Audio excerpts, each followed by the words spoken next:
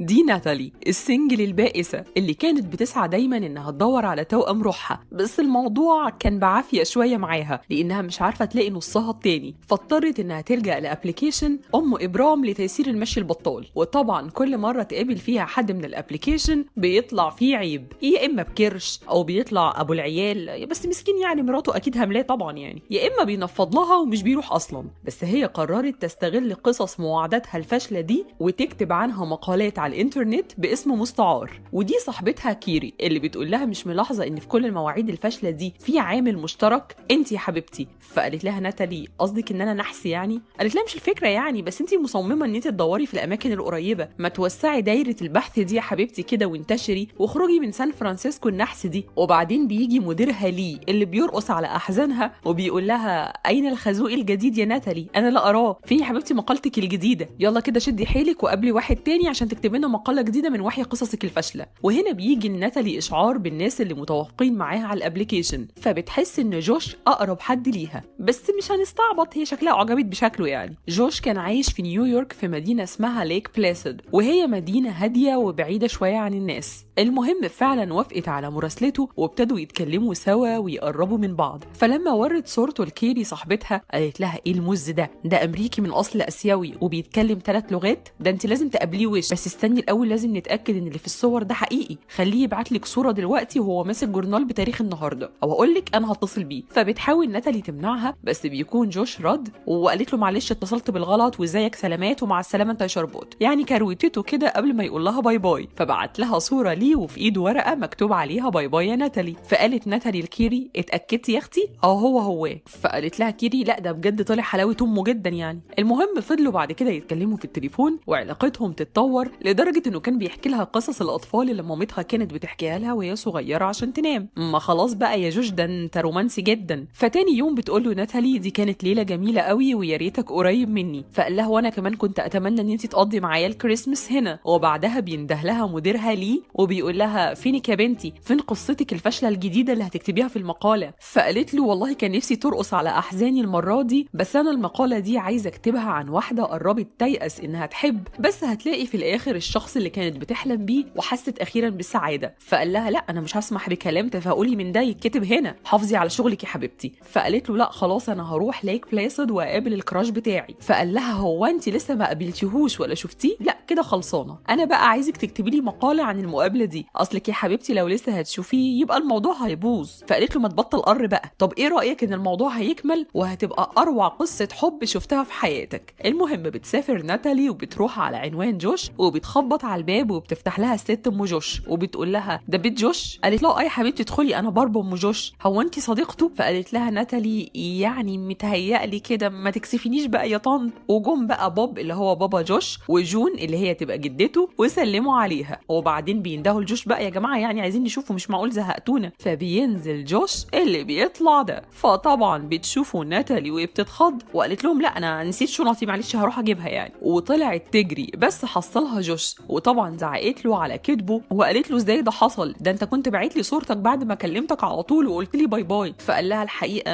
انا شاطر جدا في الفوتوشوب. فقعدت بقى تقول له يا مزور وضربته يعني وكلام من ده. فقال لها وانت كده بتروحي عند اي حد من غير اي مقدمات؟ فقالت له مش انت يا ابني اللي قلت لي اتمنى ان انت تقضي الكريسماس معايا هنا؟ فقال لها عادي يعني كلها طموحات واماني، وبعدين دي كانت كلمه عاديه زي بنت الجميله يا حبيبتي مع انها شبه عمتها، او هبدا دايت يوم السبت، مفيش حاجه بتتحقق يعني انت اللي مسكتي فيها. فبتمشي وبتسيبه بس بيروح وراها وبتروح على المكان ده وبتفضل تشرب وتقول لنفسها يا رب يعني يوم ما يطلع لي واحد اسيوي يطلع لي ده فين فينشينزو ولا العفريت ولا اي حد من الحلوين دول. المهم فجاه بتشوف قدامها جوش بس اللي كانت بتشوفه في الصور وبتتنح وبتبقى مش عارفه تعمل ايه. فبتروح تكلم صاحبتها كيري اللي قالت لها فرصتك وجاتلك، مش طخيتي المشوار ورحتي هناك، روحي كلميه بقى هتخسري ايه؟ فقالت لها ناتالي هخسر كرامتي مثلا وهبقى مهزأه. فقالت لها لا حبيبتي انت خسرتي كرامتك من زمان بالعرر اللي انت عرفتيهم في حياتك، قومي يا بت شوفي مصالحك. فراحت على دي جي ساسو وخليته يشغلها اغنيه علشان تغني عليها واديتهم ظهرها كده في صوره انثى متفجره الانوثه وقعدت تغني. وفعلا الناس اندمجت معاها حتى الولد اللي معجبه بيه لحد ما ادت لهم وشها وكانت بالشكل ده. هي شكلها شربت كيوي من غير ما تعرف لانها عندها حساسيه منه يعني. فطبعا الناس اتخضت وفضلت تغني لحد ما شافت نفسها في المرايه واتخضت خافت هي كمان وخرجت بره واغمى عليها، فوداها جوش للدكتوره البيطريه لان مفيش دكاتره قريبين يعني، واتعالجت الحمد لله. بعد كده قال لها جوش اللي انت قابلتيه ده واللي عجبتك صوره اسمه تاج، وده يبقى اقرب صاحب ليا، ولو فاكره ان انت لما تغني بالشكل ده هتلفتي انتباهه تبقي غلطانه، لان هنا كل البنات بتتعرف عليه بنفس الاسلوب، عشان توقعيه لازم تبقي مختلفه، فانا اقدر اساعدك في الموضوع ده لانه صاحبي واعرف عنه كل حاجه، بس بشرط تعملي نفسك انك حبيبتي قدامهم في البيت، لان راسي بقت في الارض من السنجله اللي انا فيها. فرفضت في الاول، بس لما لقيت ليه مديرها في الشغل قاعد يزن عليها ويقول لها قدامك اسبوع يبقى المقال عندي، فوافقت على اقتراح جوش. وبعدين قال لها صحيح هو انت عندك تامين؟ اصلا ما بيسالوني عليه بره يعني. فقالت له تامين ايه؟ هو انا بقرا يا ابني في ايه؟ المهم روحت معاه وباتت معاه في الاوضه ونيمته على الارض، وابتدوا بقى قدام اهله ان هم يتعاملوا ككابلز، وفضلوا يسالوهم بقى عرفتوا بعض ازاي وايه اللي شدكوا لبعض وكلام من ده. وطبعا ناتالي كانت بترد اي هبل، فقالت لها جدته جون بس شكل ابلكيشن المواعده ده ايه هايل، ده انا نفسي اشترك، ده في واحده صاحبتي في دار المسنين اشتركت وجالها كميه ناس يحتسوا معاها شاي بالهبل. فباربا قالت لها اختشي يا حاج بقى احترمي سنك. المهم جوش كان شغال في المحل بتاع بابا بتاع معدات رياضيه ودايفنج وكده يعني، فخد معاه ناتالي لان تاج كان هيعدي عليه عشان ياخد منه طلبيه، واداها الكتاب ده وقال لها خليه معاكي. قالت له ايه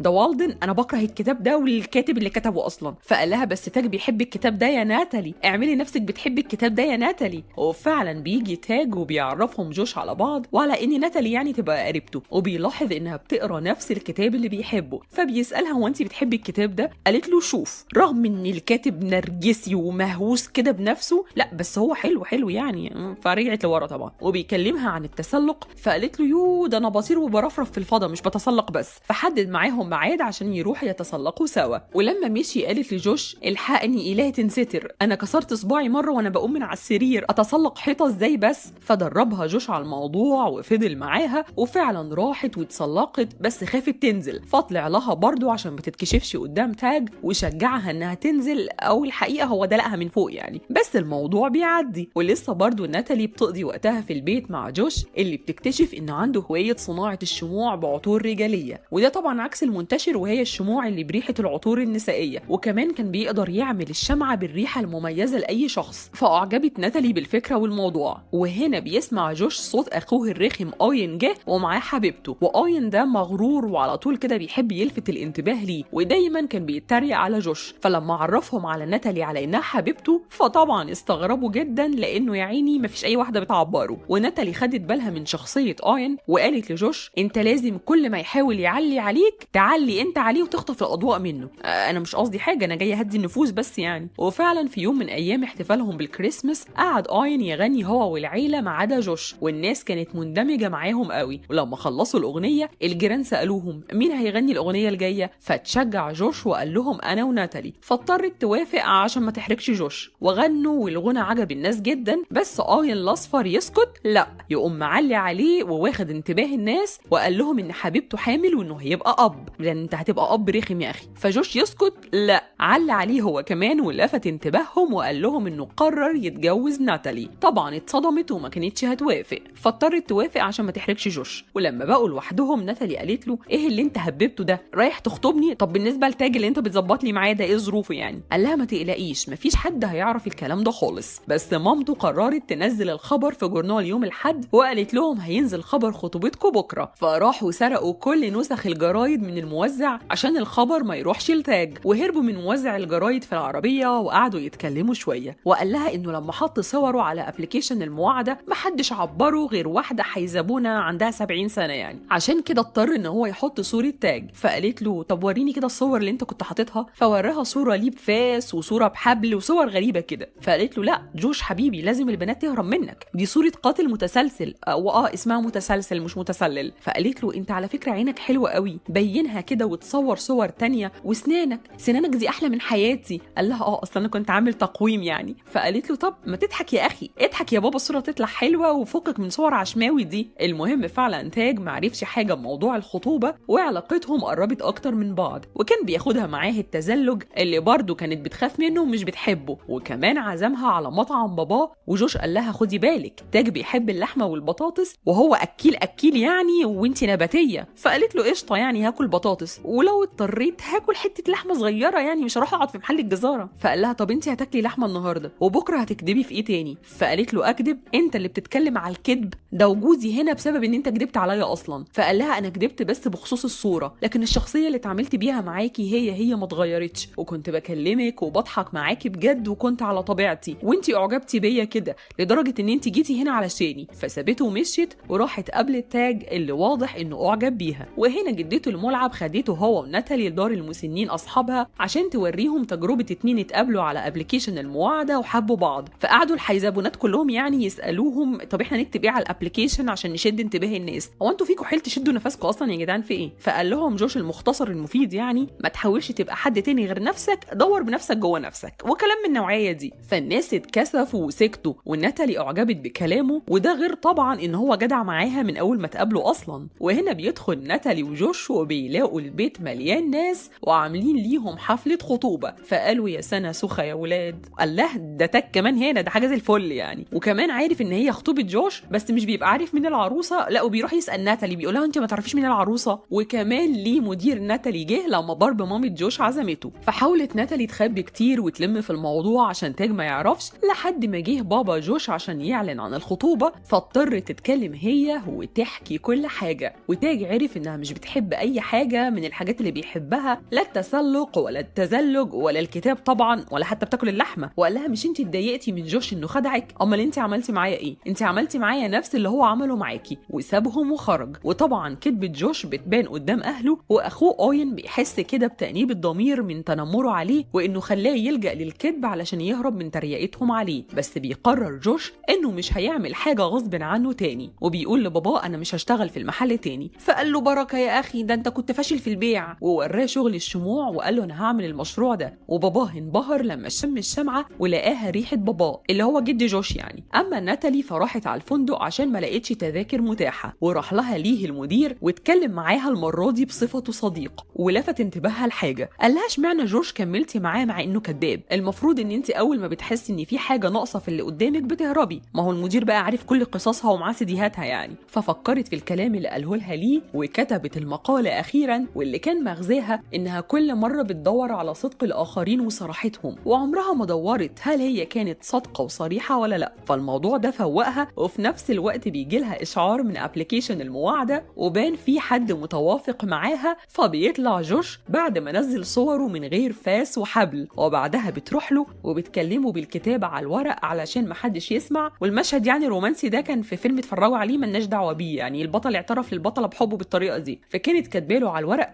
ممكن تسامحني لاني قعدت وقت كتير عشان اعرف ان انت الحب الحقيقي. ففي الوقت ده بيخرج اهله وكتب لها جوش انا موافق طبعا. وطبعا قال لها بكسوف طب هنعمل ايه دلوقتي؟ فجدته الملعب قالت له ما تبوسها يهبل. وبتفضل ناتالي معاهم بعد ما كانت فاكره ان سفرها هو نهايه قصتها، بس بتطلع البدايه. وفضلت قاعده مع حبيبها جوش والفيلم بيخلص. والحكمه بقى اللي احنا طلعنا بيها من الموال الاسود ده، ما تقفروش بقى يا جماعه. جو ان احنا بنسمع احنا الاثنين عمرو دياب ده يبقى يا ده احنا متوافقين قوي، ده جو قديم جدا. خلي كل واحد يتصرف بشخصيته وباتجاهاته وميوله، واللي مش عاجبه مع السلامه للي عايز يمشي. الخلق يا دوب لسه نقعد نتلون يا جماعه. نكون قد وصلنا إلى نهاية هذا الفيديو. إذا أعجبكم وتريدون المزيد من هذه الفيديوهات اضغطوا على زر لايك واخبرونا في التعليقات، ولا تنسوا اشتركوا في القناة وفعلوا زر الجرس لتكونوا أول من يتوصل بالفيديو القادم. نلتقي في الحلقة القادمة، إلى اللقاء.